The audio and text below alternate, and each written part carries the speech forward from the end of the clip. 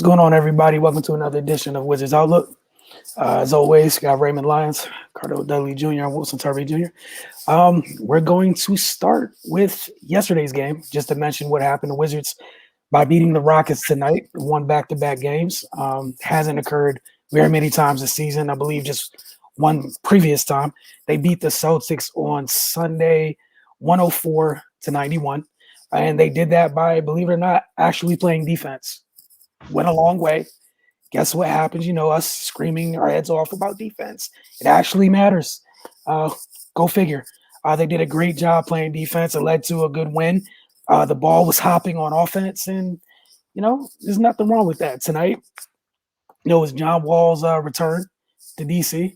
Obviously, would have been a little bit different with fans in the building. Clearly, we're in a pandemic. That cannot happen. But the Wizards did beat the Rockets 131-119. Cardell, we'll start with you. Your initial thoughts on this one tonight. I just feel like Washington size, their bench scoring, and, three-point shooting. That was the difference in the game. That's how Washington pulled it out. Obviously John Wall was on a mission. He kind of, it's kind of a situation where you go back. Your ex-girlfriend dumps you, you run across her later in life, and you're doing better. You know what I'm saying? It's just, it is what it is, and it's regret there. You know what I mean? I know, and like we keep saying, this has nothing to do with Russ. He was just involved with the trade, but we keep saying this, man. Even though he had a triple-double, it was clear that who got the better end of that, right? It is what it is, So, they split the series because of that, but John looked like John. But the bench was the difference, man. The Rockets were outscored. The Wizards outscored the Rockets 47-24. Bertans finally had a game where he validated the contract, shot well from three. Kind of got the separation that Washington was looking for early on. 6 of 8 from the field, 5 of 6 from three for 18 points. That's what they paid him for. The dude that had numbers like that had that type of efficiency. I also feel like Wiz size bothered him. Lopez, Mo Wagner, definitely those two. Denny, was scrapping and whatnot, but definitely Mo and Lopez just doing the dirty work, moving bodies, and just even if they didn't get the rebound, tipping it out where Washington can save possessions, just doing little things like that. And it's no coincidence that since Mo Wagner been starting, they've won 2 in a row because he's an irritant. He does all the dirty stuff. He irritates guys. Yeah, he does. Saying he gets on the guy's skin and whatnot. So, and you kind of need a guy like that on your team to win games. That's not afraid to mix it up or whatnot. Because what we've been saying about the Wizards for most of the season, that S word has been thrown around, and he kind of days that a little bit where it's not so obvious. Especially for the starting lineup. I love his energy also, he comes in and he's just scrappy, everywhere, yelling, doing all the things. And one thing I'm starting to notice with him defensively, he's getting better being in the right spots. And he's saving them on possessions, man. So he does the little things that don't show up in the box score, but helps your team wins. That's why Mo Wagner's starting. Also in the second half, 5 turnovers. That's just incredible for Washington, you know what I'm saying? Like, that's crazy efficiency controlling the ball and not giving Houston chances to try to get on the transition and get second chances at trying to score when they miss or if they turn the ball over. I just think it allowed Washington to be more efficient. Guys can stay in rhythms and get in rhythms, and that's how they kept the lead, man. So, kudos to Washington. Got 2 wins in a row. Just a good all-around performance from them. Right. Yeah, I like Mo and Garrison Matthews starting and having Davis Bertans and Denny coming in off the bench. Like, I feel like Mo Wagner and Garrison Matthews, they're able to match energy and intensity of the opposing team starting lineup a little better, and that gets the Wizards off to a better start. As opposed to, them just really just getting pushed around and outworked. Both of those guys, they're going to do the, like Cardell said, they're going to do the dirty work.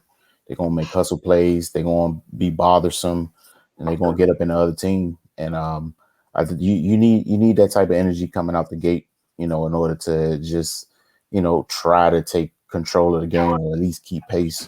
Um, yeah, the Wiz bench was huge. I think they as a team they just didn't show any fear or hesitance to attack Houston because they're shorthanded, they're a wounded team, and that's what you do. You pounce on them, and they did that. Brad attacked the rim with no regard for anybody down there. Basically, if Cousins wasn't in the game, then they're just really really small. So and the Wizards took advantage of that. Also in the second half, they played better defense than they did in the first half. They gave up 69 points in the first half. Luckily they were still winning by 3, but in the second half they only gave up 50, and and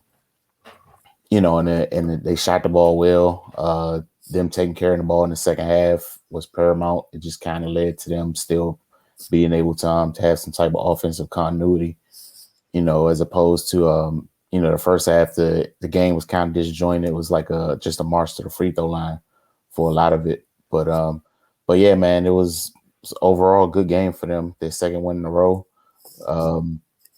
They might can string a couple more of these together. Who knows what'll happen. But yeah, it was obvious what John Wall had on his mind. I I really think it would have been worse with fans in the building. He would have just soaked up all that energy. They they played that little video pregame. He looked like he wasn't even interested, man. He's like, let's just get busy, man. I got a point to prove. Yeah, right. Yeah, like I hate those videos. I hate those videos. It's especially with the way with how his exit was. Don't even do it. Speaking of exit, where was he at? Where was the man that sent out the tweet? Where was he at? See how they be, man? See? Yeah, man. Like, yeah, that's a whole nother story. But yeah, that, like you said, Cardell, it was obvious who won that trade. Like, 22-7 in the first half. Like, they couldn't do nothing with him. First round pick too. Jesus. So yeah, man, like they basically set themselves up for every time they got to play John Wall moving forward. Because he not gonna forget it, and with good reason. He was here for 10 years. He poured everything into the franchise, and just be cast off like that, it's gonna sting. Especially if you care and you're devoted to to the place we were playing, which he obviously was on the court and off. On the court, it's obvious he played every game hard. Off the court, he was vested in the community. So, that's gonna hurt a little bit, and it's gonna be a little extra fire every time they play them. But overall, in regards to the game, just Wiz did what they had to do, man. It's good to see them, win games they should win. And this was a game they should have won. Houston's missing Christian Woods, Victor Oladipo didn't play, Eric Gordon didn't play. They're on a losing streak. PJ Tucker, they're on the losing streak. This is a prime time to go ahead and snatch a win from a team that's struggling. And that's what they did. So kudos to them to taking advantage of the situation. Yeah, it's not too much more for me to add, and I'm happy. I'm not gonna be the negative one today. I'm gonna be a whole positive person, as best I can be. Like you guys pretty much mentioned already, they did what they were supposed to do. Houston's missing that many key players. You're supposed to get win at least by double digits. Should have won comfortably. You did do that. Took a little while longer than I thought it should have, but you did do that. You got stops that you needed to get. As Cardell and Ray both mentioned, you guys all mentioned in the second half. You gave up pretty much 70 in the first half, like a point shy of 70 in the first half. Give up only 50 in the second half, and you did what you're supposed to do. Like you guys mentioned, the lineup changes. I'm interested to see how the rotation changes or remains the same as some folks come back. It's easy. It's easier sometimes with rotations when people with injuries take folks out of it. Mm-hmm. So you know what I'm saying? It's a little less decision making to a degree because of injuries takes it out of it. But when Ish gets back healthy, I thought Neto played a fantastic game tonight with the second unit. I like his ability to be able to play off the ball, hit threes, and he does a good job when he doesn't have the ball. He got a lot of action tonight, just cutting. And playing with Russ understands that, also gives that unit another shooter. Denny's going to be up and down, look like a rookie again tonight. That was that. Yeah, man, like you guys mentioned with Garrison and Mo being irritants.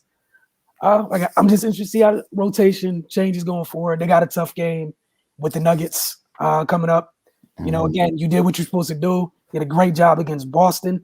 What Boston and Houston don't have is a big on their roster, but on their roster, the caliber of what you're going to see in 2 days. It's totally different. So interested to see how Washington's front court responds to dealing with a guy who's firmly in the MVP hunt and Nikola Jokic. So, and obviously Denver has other pieces, but I'm more focused. Like even tonight, we mentioned all the thing that Washington was missing. The rebounding battle was like within one. Mm-hmm. Houston essentially had DeMarcus Cousins and a bunch of different size guards. Denver is a little bit bigger in the front court, so just interested to see that. But I want to hear what you guys have to say about the matchup against Denver before we get out of here. The bigs want to play a lot better and rebound the ball. It's as simple as that. The Rockets, outside, you take Cousins and Spalding away, who they just signed, who's 6'10". The tallest player they had next was 6'6". It was everybody else was between 6'3" and 6'6". You know what I'm saying? So, the Wizards got a comfortable win, but at the same time, to me, it should have been worse, man. You should have punished them. I know they don't have those type of bigs or whatnot, but I'm just looking at the rebounding battles. Let's say, Westbrook snatched a lot, but Rui, he got 9. He did what he should do, but Mo Wagner 3. Bill had 8, but Bertans, you can't really count on him to rebound. Denny 3, Lopez 3. They're gonna have to rebound a lot, and it's not just them. With Jokic, what he can do, bringing the ball up out of the high post, low post, mid post. Everybody got to be on the string. Everybody got to be on point. And then you still got capable guys like Jamal Murray and those guys, and what's my man named Porter, all those guys that can go one-on-one and make a play, get a bucket and make a play. If that does not work. So they definitely got their work cut out for them, but their bigs going to have to show up. They're going to have to show some resistance. Otherwise, Jokic's going to have a nasty triple-double, and more than likely the Nuggets going to win. Right? Your thoughts on Wednesday's matchup? Yeah, man. Front court going to have to eat their Wheaties because it's going to be a whole lot of work down there. And they're going to need to, keep pace on the boards to try to control the pace of the game. Because, if Denver gets in their flow and, Jokic gets comfortable, then it's going to be easy pickings. They're not a good enough team where they can, they can lapse in one area and make up for it in another one. That it's just going to have to be a total, complete effort, and we know they're capable because we've seen them do it before. They're just going to have to start getting in their minds tonight and be dedicated to, the plan to their maximum ability. But you never know with this team. You don't know who you're going to trot out there. So yeah, man, get some sleep because it's going to be a tough one. Denver, they got a lot of versatile pieces. Of course, with Jokic, that's a whole problem in itself. But, you got guys like Michael Porter Jr., Will Barton, those other guys.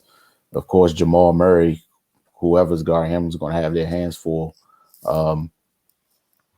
And they got a lot of guys that can score. And really, the Wizards pretty much have won.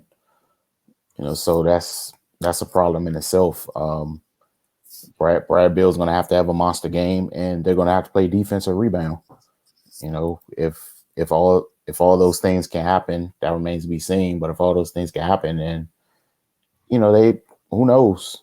But if any one of those things don't happen, I think it's going to be ugly. Yeah, and then the only added caveat I'm going to throw in, they got to take care of the ball like they did tonight. In that second half, when Carter mentioned they only turned it over 5 times. You play better teams. You cannot give them extra opportunities. The other thing, like you guys mentioned, rebounding, it would have second chance opportunities too. Houston had far too many offensive rebounds tonight for a team with a bunch of guards. But again, we will see you guys Wednesday night after Washington's game against the Nuggets.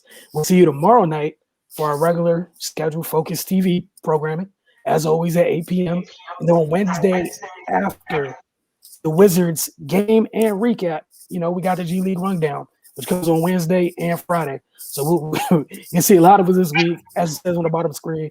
Follow us, Focus TV, whether it be IG, Twitter, Facebook, what have you. It's not that hard. You guys have a good one. We'll see you soon.